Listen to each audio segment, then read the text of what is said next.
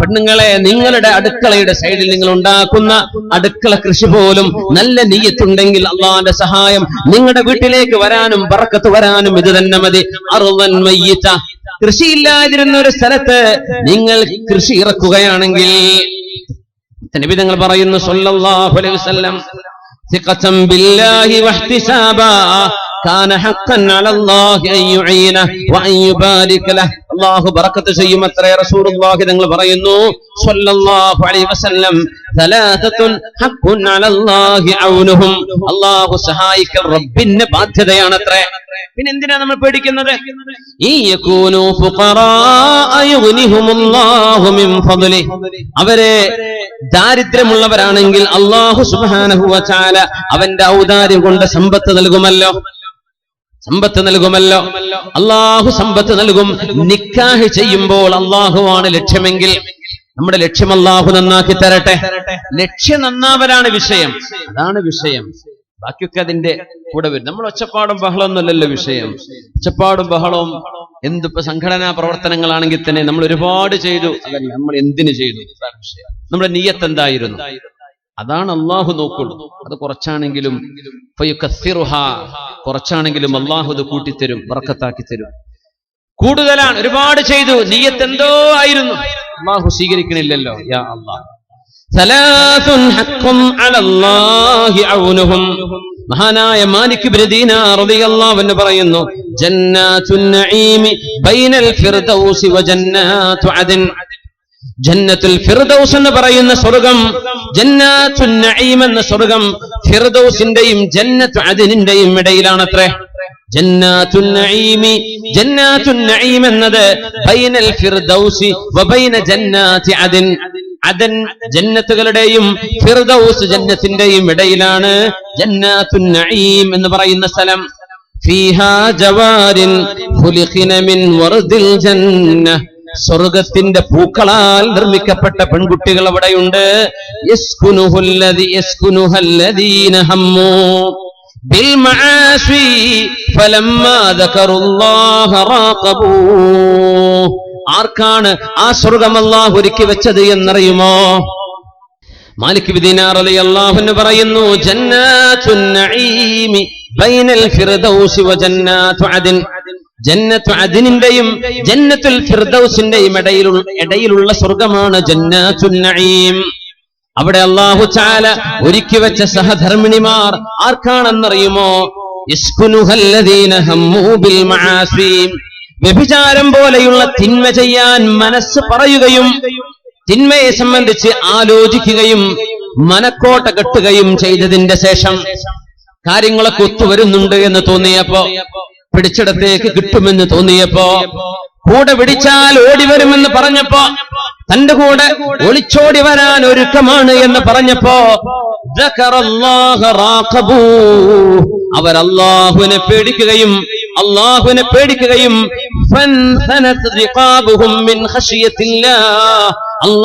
പേടിച്ച് അവരുടെ പിരടികൾ വിറച്ചു പോയിട്ടുണ്ട്.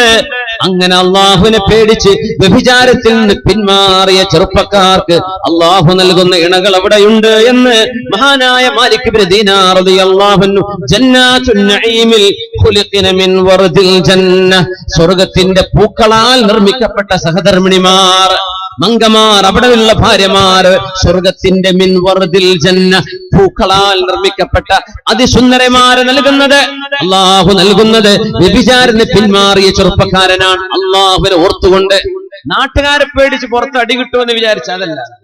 അല്ലേ, നമ്മുടെ സായാഹ്ന പത്രങ്ങൾ ഉണ്ടല്ലോ, കാസർഗോഡ് വലിയ പേടിക്കേണ്ട സാധനം അതാണ്. അതിൽ വരുമെന്ന് പേടി. കാരണം ക്രൈം വാർത്തകളാണ് സായാഹ്ന പത്രക്കാർ ഇവിടെ. ബസ്സിലും ട്രെയിനിലൊക്കെ അത് വിൽക്കുന്ന ചെറുപ്പക്കാർ വായിക്കലും തട്ടിക്കൊണ്ടേ മറ്റുള്ള പ്രസവിച്ചു അല്ലെങ്കിൽ ഇതായി, ഇങ്ങനത്തെ പച്ചയായ മോശപ്പെട്ട കാര്യങ്ങളാണ് ഒരു വിളിച്ചു പറയാം. അപ്പൊ പിടിച്ചു നിൽക്കുന്നത് തിന്മ വാർത്ത കൊണ്ടാണ്.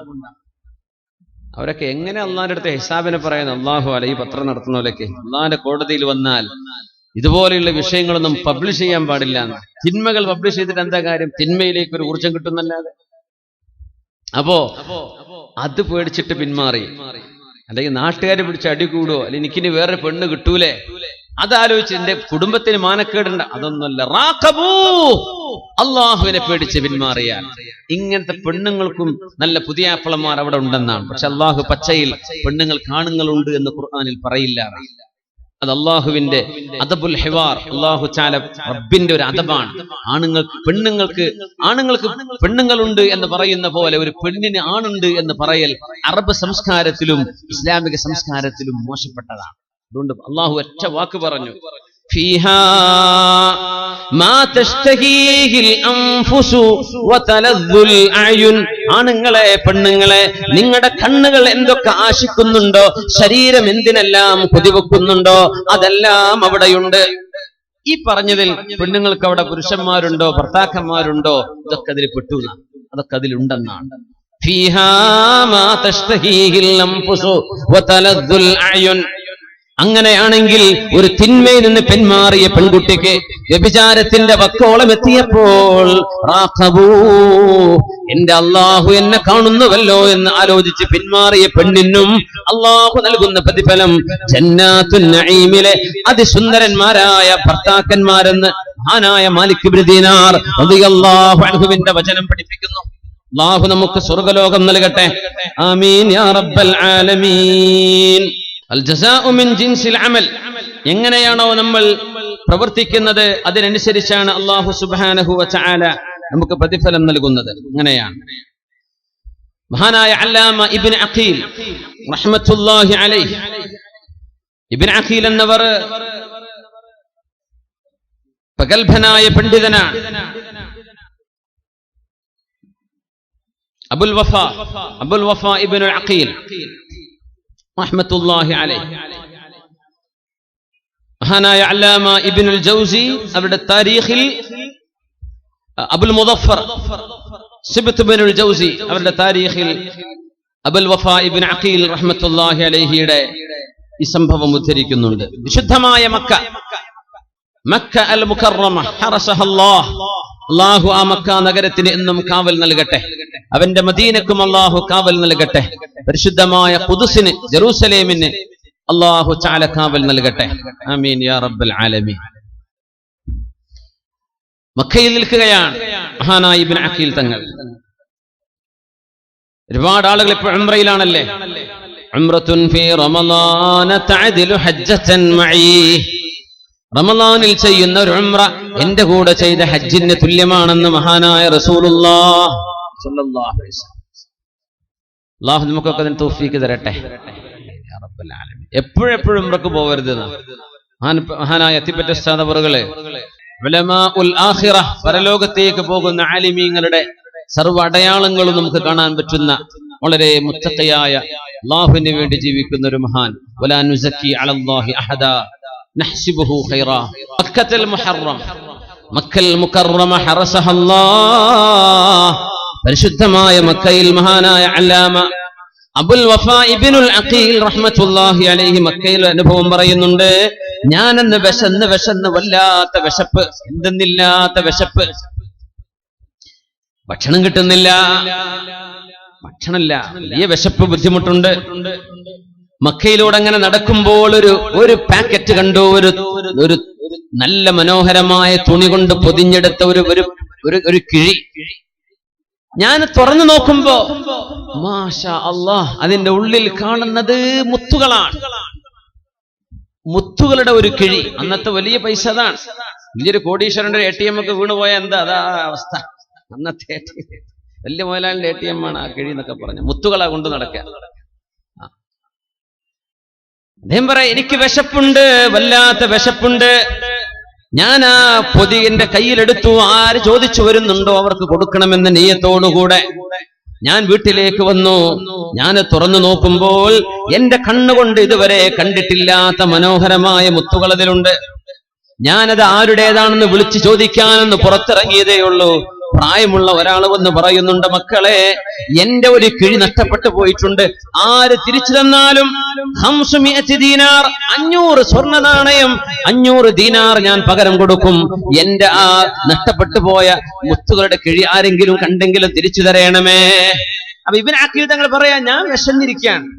ഒരു 500 ദിർഹമൊക്കെ കിട്ടാൻ എനിക്ക് വല്ലാത്ത ആവശ്യവുമുണ്ട്. 500 വേണ്ട, ഒരു ദിർഹമിന്റെ പകുതി മതി. പക്ഷെ ഇയാൾ ഓഫർ ചെയ്യല്ലേ. അതുകൊണ്ട് ഞാൻ തീരുമാനിച്ചു തിരിച്ചു കൊടുക്കാമെന്ന് അദ്ദേഹത്തോട് ചോദിച്ചു. നഷ്ടപ്പെട്ടു പോയ കിഴിയുടെ നിറം എന്താണ്, രൂപം എന്താണ്, എന്താണ് അകത്തുള്ളത്, വെരിഫൈ ചെയ്യണല്ലോ, ശരിയാണോ നുണ പറയാണോ അല്ലേ എന്ന്. അങ്ങനെ അദ്ദേഹം പറഞ്ഞു കൊടുത്തു. നോക്കുമ്പോ അദ്ദേഹം പറഞ്ഞ ആ ഡിസ്ക്രിപ്ഷൻസ് ഒക്കെ വെച്ച് നോക്കുമ്പോ തന്റെ കയ്യിൽ കിട്ടിയത് അയാളുടെ നിധിയാണ്, അയാളുടെ ആ മുത്തുകളുടെ പാക്കറ്റാണ്. ഞാൻ അദ്ദേഹത്തിന് ഏൽപ്പിച്ചു. അദ്ദേഹം അതിന് പകരം എന്റെ കയ്യിലേക്ക് വെച്ച് നീട്ടി തന്നു. 500 ദീനാർ, 500 സ്വർണ്ണ നാണയം തന്നു. ഞാൻ പറഞ്ഞു എനിക്ക് വേണ്ട എന്ന്. അദ്ദേഹം പറഞ്ഞിട്ട് എടുത്തേ പറ്റൂ. ഞാൻ പറഞ്ഞു ഒരു നന്മക്ക് പകരം നമ്മൾ പ്രതിഫലം ചോദിച്ചുകൂടല്ലോ, ഇതെന്റെ ബാധ്യതയാണ്. അദ്ദേഹം പറഞ്ഞു പിടിച്ചേ പറ്റൂ. ഞാൻ പറഞ്ഞു എനിക്ക് വേണ്ട. അദ്ദേഹം പറഞ്ഞു എടുത്തേ പറ്റൂ. ഞാൻ പറഞ്ഞു വേണ്ട. ആദ്യം തോന്നി വിശക്കുന്നുണ്ടല്ലോ, കുറച്ച് പൈസ ഒക്കെ കിട്ടിയാൽ തിരക്കേടില്ല എന്ന്. പക്ഷേ പിന്നെ തോന്നി നഷ്ടപ്പെട്ടു പോയതിന്റെ സാധുവിന്റെ പൈസ എടുത്തിട്ട് എന്തിനാ. നബി തങ്ങൾ ഒരു കഥ പറഞ്ഞിട്ടുണ്ട് റസൂലുള്ളാഹി സ്വല്ലല്ലാഹു അലൈഹി വസല്ലം, സ്വഹീഹ് മുസ്ലിമിലുണ്ടെന്നാണ് എന്റെ ഓർമ്മ ശരിയാണെങ്കിൽ. ഹബീബായി തങ്ങൾ പറയാ, അന്ന് മുമ്പ് ഒരു സ്ഥല കച്ചവടം നടക്കുമ്പോ, റിയൽ എസ്റ്റേറ്റുകാരൊക്കെ ഉണ്ടായിരിക്കുമല്ലോ, കേൾക്കുക.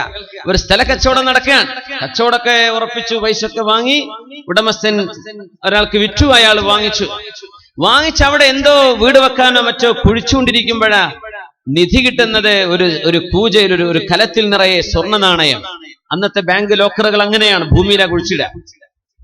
ആ ഒരു ഓർമ്മക്ക നമ്മൾ ഇന്നും ഏതെങ്കിലും ഭൂമിയിൽ നിധി ഉണ്ടോ എന്നൊക്കെ ആലോചിച്ചു പോകും. നിധിന്റെ എന്ന് പറയും മനുഷ്യന്മാര് ചാടി വീഴാണ്, കുറെ പറ്റിക്കപ്പെട്ടതും അല്ലാത്തതും കൊലപാതകങ്ങളും. സുബ്ഹാനല്ലാഹ്.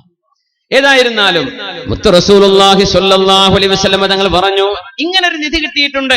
നമ്മൾ മറ്റേ കഥന്റെ അടിയിലാണ്, തിരിച്ചു വരും ഇൻഷാ അല്ലാഹ്. അപ്പോ നിധി കിട്ടിയിട്ടുണ്ട് എന്ന് പറഞ്ഞു. ആ മനുഷ്യൻ ഇത് വിറ്റ ആളുടെ അടുത്തേക്ക് ഓടിപ്പോവാണ്. ചോദിച്ചു, അല്ല നിങ്ങൾ എനിക്ക് തന്നത് ഭൂമിയോ അല്ല സ്വർണ്ണോ? ഭൂമി കച്ചവടം, ഭൂമിയല്ലേ നിങ്ങൾ വാങ്ങിച്ചത്. എന്നാലേ അതിന്റെ അകത്തുനിന്ന് എനിക്കൊരു പാത്രം നിറയെ സ്വർണ്ണ നാണയം കിട്ടിയിട്ടുണ്ട്, ദീനാറ് കിട്ടിയിട്ടുണ്ട്, അത് നിങ്ങൾ എടുക്കണം.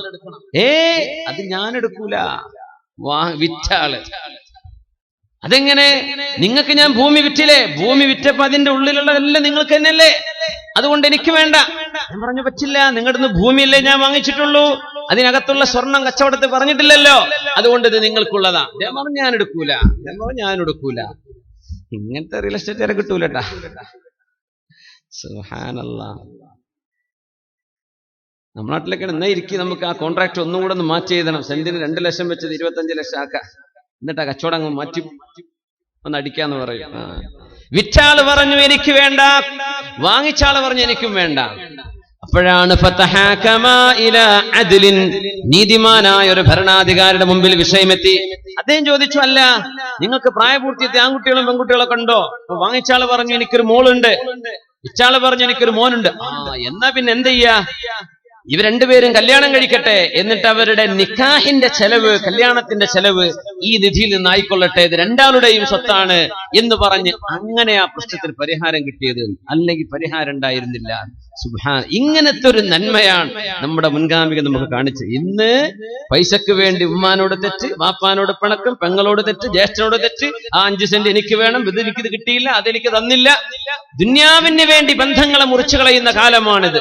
മനുഷ്യൻ വിചാരിക്കുന്ന പൈസയാണല്ലോ, ഒന്നുമല്ല, പൈസ ഒന്നുമല്ല, പൈസയല്ല. ജീവിതത്തിലെ വലിയ സമ്പാദ്യം ഒരുപാട് സ്നേഹബന്ധങ്ങളാണ്, ഒരുപാട് സുഹൃത്തുക്കളാണ്. നല്ല അടുപ്പവും സ്നേഹവും അതിലും വലിയ സമ്പാദ്യമില്ല. അങ്ങനെയാണ്. അല്ലാഹു നമ്മളൊക്കെ കാത്തുരക്ഷിക്കട്ടെ. അങ്ങനെ ഒരു കല്യാണം വന്ന് നടന്നൊരു ഹലാലായ കല്യാണം ഇരിക്കട്ടെ.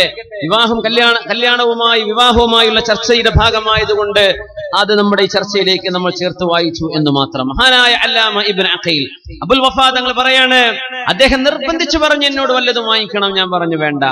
അങ്ങനെ ഞാൻ തിരിച്ചു പോവുകയാണ്. മക്കയിൽ നിന്ന് ഞാൻ പുറപ്പെട്ടു. ഞാൻ കപ്പൽ കയറുന്നു. എത്യോപ്യയിലേക്ക് പോകുന്ന ആ ഭാഗത്ത് നിന്ന് കപ്പൽ കയറുന്നു. അങ്ങനെ എന്റെ കപ്പൽ ചെന്നെടുക്കുമ്പോഴേക്കും എന്റെ കൂടെയുണ്ടായിരുന്ന ഒരുപാട് ആളുകൾ കടലിലെ അപകടങ്ങളിൽ വിഷമത്തിൽപ്പെട്ട് മരിച്ചുപോയിട്ടുണ്ട്. കുറെ ആളുകളെ കാണാതായിട്ടുണ്ട്. ഞാൻ എങ്ങനെയോ എന്റെ ആ മുറിയൻ കപ്പലുമായി ഒരു ദ്വീപിലേക്ക് എത്തിപ്പെട്ട അവിടെ മുസ്ലിമീങ്ങളുണ്ട്, ഒരുപാട് മുസ്ലിമീങ്ങളുണ്ട്. മഹാന്മാരായ സാദാത്യങ്ങളും സഹാബത്തൊക്കെ നമ്മുടെ നാട്ടിലേക്ക് കടന്നു വന്ന പോലെ. ചെന്ന് നോക്കുമ്പോ ഞാൻ ആ പള്ളിയിലേക്ക് ചെന്നു. ആ മരുഭൂമി, ആ ദ്വീപിലെത്തിപ്പെട്ടു. ആ ദ്വീപിലെ അവിടെ ഒരു പള്ളി കണ്ടു. ഞാൻ അവിടെ ചെന്ന് നോക്കുമ്പോൾ അവിടെ കുറെ ആളുകളൊക്കെ നിസ്കരിക്കുന്നുണ്ട്. മാഷാ അല്ലാഹ്. അങ്ങനെ അവരിങ്ങനെ പള്ളിയിലിരിക്കുമ്പോ ഞാനിങ്ങനെ ഖുർആൻ ഇങ്ങനെ ഓതിക്കൊണ്ടിരിക്കുമ്പോ അവര് ചോദിച്ചു, നിങ്ങൾ എവിടുന്നാ? ഞാൻ പറഞ്ഞു, ഞാൻ ഹജ്ജ് കഴിഞ്ഞ് വരികയാണ്. പക്ഷേ ഇവിടെ അറിയാതെ എത്തിപ്പെട്ടത്, എന്റെ നാട് ഇതല്ല, ഞാൻ അങ്ങ് എത്യോപ്യ വഴി കടന്നു പോകേണ്ട ആളാണ്, പക്ഷെ ഞാൻ ഇവിടെ എത്തിപ്പെട്ടതാണ്. അവര് പറഞ്ഞു, ഞങ്ങൾക്ക് ഖുർആൻ പഠിപ്പിച്ചു തരൂ.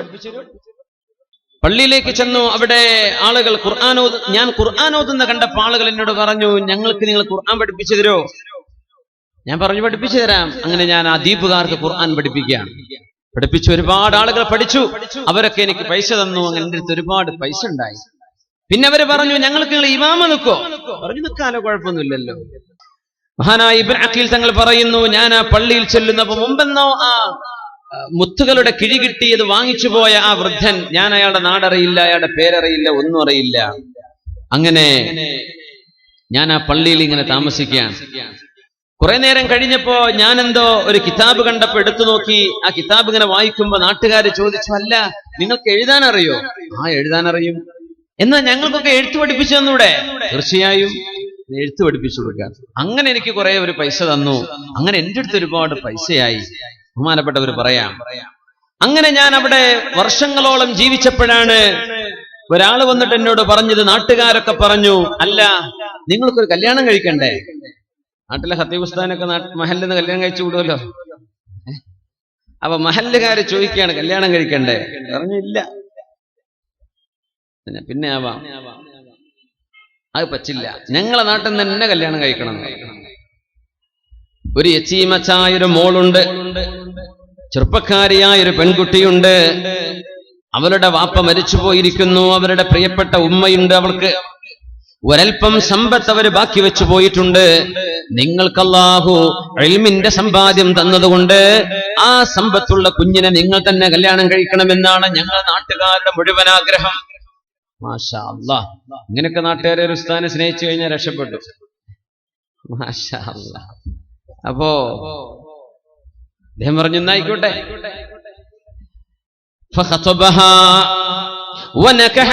അവരെ കല്യാണം കഴിച്ചു, നിക്കാഹ് കഴിഞ്ഞു, കല്യാണം കഴിഞ്ഞു.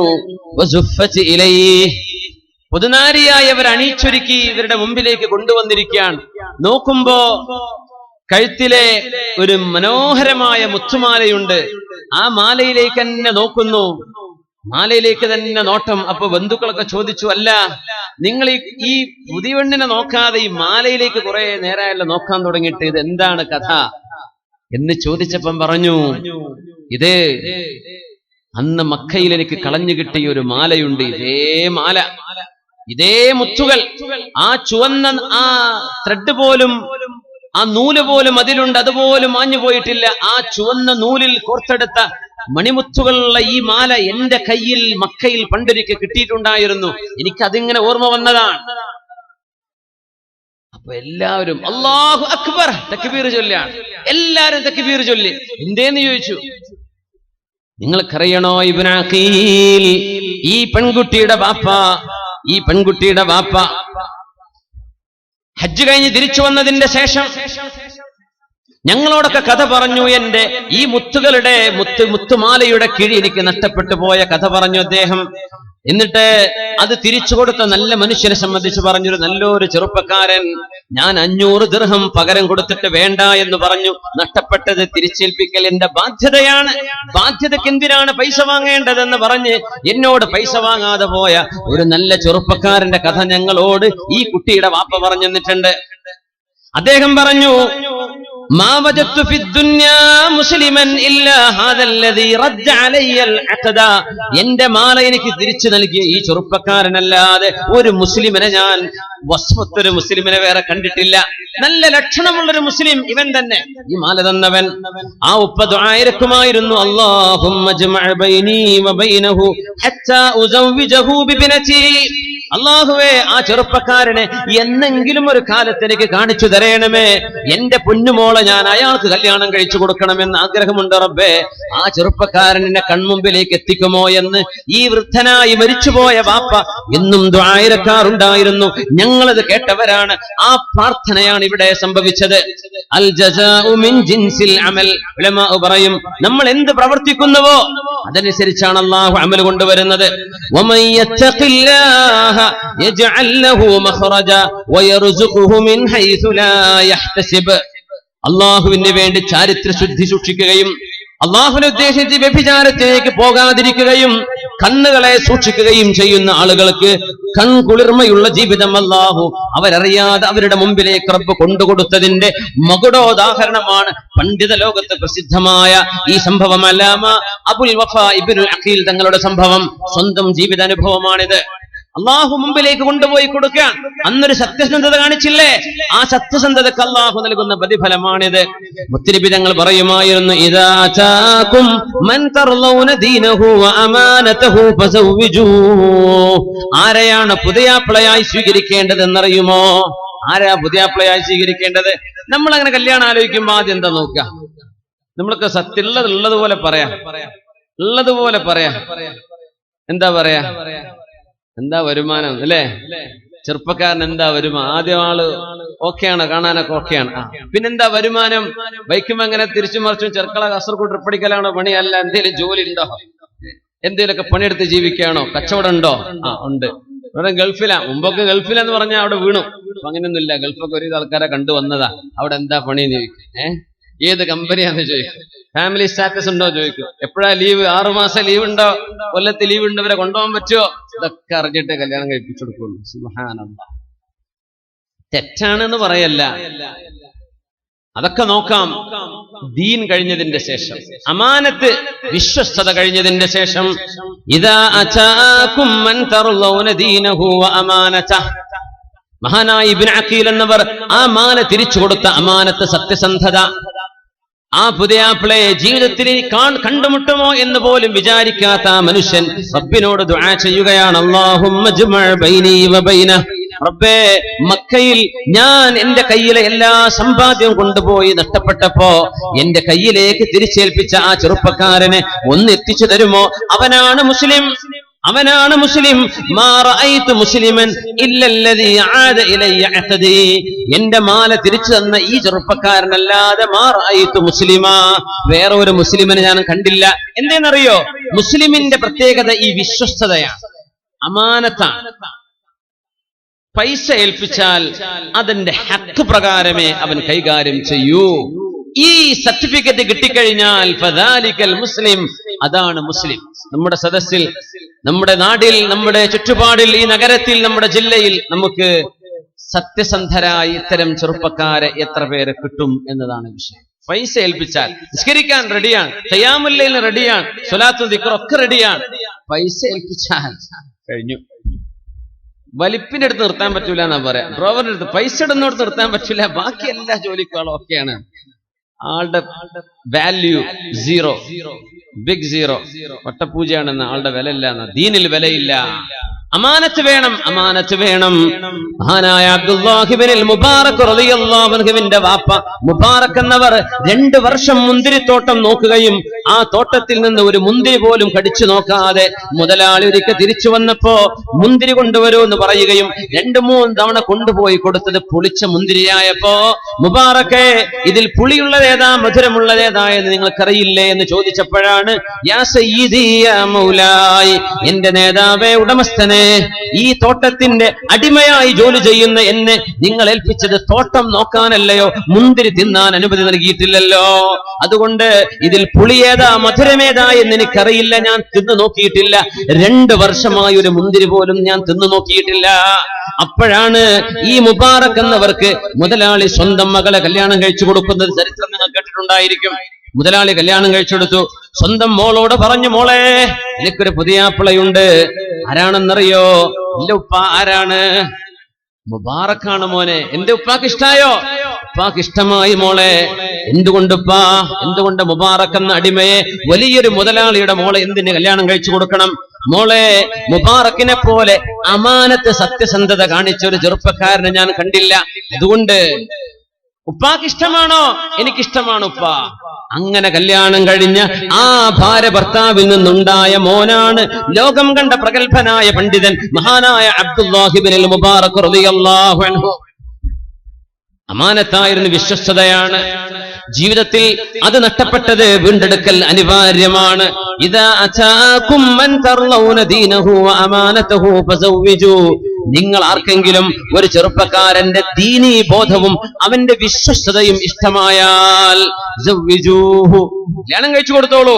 പിന്നെ വീട്ടിക്ക് കാറ് കയറോ വണ്ടി പോവോ ഇതൊന്നും നോക്കണ്ട. അതൊന്നും ഷറയിൽ പറയേണ്ട കാരണമല്ല. വീട്ടിക്ക് വണ്ടി പോകൂല അതൊന്നും പറഞ്ഞിട്ടില്ല, അതൊക്കെ നമ്മൾ ഉണ്ടാക്കിയതാണ്.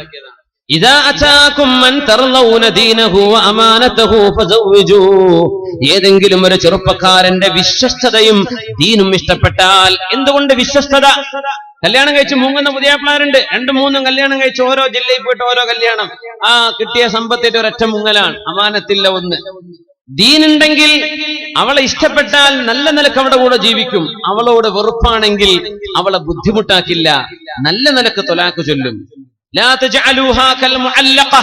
പെണ്ണുങ്ങളെ തൊലാക്ക് ചൊല്ലുന്നില്ല, വേറെ കല്യാണം കഴിക്കാൻ അവളെ വിടുന്നില്ല, ഇവനറ്റ വിടുന്നില്ല, ഉപദ്രവിക്കാൻ, മെന്റലി ടോർച്ചർ ചെയ്യാൻ, മാനസികമായി പീഡിപ്പിക്കാൻ.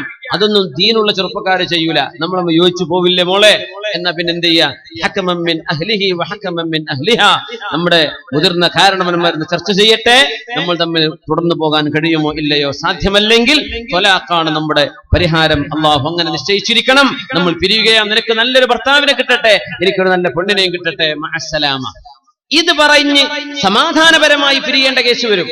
അങ്ങനെ സമാധാനപരമായി പിരിയണമെങ്കിൽ ഇവന് ദീന് വേണം, അല്ലെങ്കിൽ കോടതി ഇടപെടുത്തും. പെണ്ണും അങ്ങനെയാണ്. പെണ്ണുങ്ങളും പെണ്ണിന്റെ കൂട്ടക്കാരും പ്രത്യേകിച്ച് മനസ്സിലാക്കുക.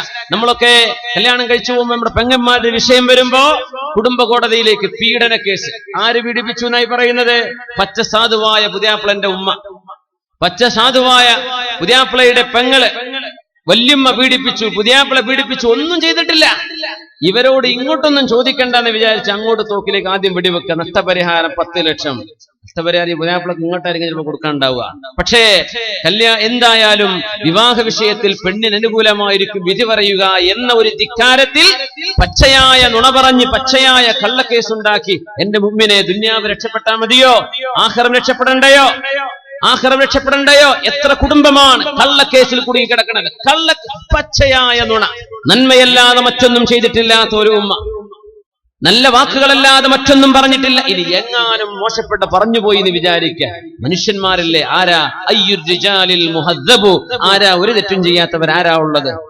ഇങ്ങനെ പൊറുക്കേണ്ടടുത്തും ക്ഷമിക്കേണ്ടടുത്തും അതിനൊരുങ്ങാതെ കോടതി വരാന്തകളിലേക്ക് കേസുകൾ നീങ്ങുന്നത് ദീനില്ലാത്തതിന്റെ കുഴപ്പമാണ്. പെണ്ണിന് ദീന് വേണം, പെണ്ണിന്റെ വാപ്പാക്ക് ദീന് വേണം, ആങ്ങൾക്ക് ദീന് വേണം. ഒരു മനുഷ്യന് ഞാൻ എന്തിനു ദുൽമ ചെയ്യണം? വിധങ്ങൾ പറയുന്നു, ഇന്ന അസ്റഅ അശ്ശർരി ഉഖൂബതൻ ഇൻദല്ലാഹ്. അള്ളാഹുവിന്റെ അടുത്ത് ഏറ്റവും കടുത്ത ശിക്ഷ വളരെ പെട്ടെന്ന് വരുന്ന 2 തെറ്റുകളാണുള്ളത്. 2 തെറ്റുകൾക്കാണ് അസ്റഉൽ ഉഖൂബ. തെറ്റുകൾക്ക് അള്ളാഹു ഉടനെ ശിക്ഷ കൊടുക്കുന്ന 2 തെറ്റുകളാണുള്ളത്. പ്രത്യേകം മനസ്സിലാക്കി വെക്കുക. 2 എണ്ണമാണ്.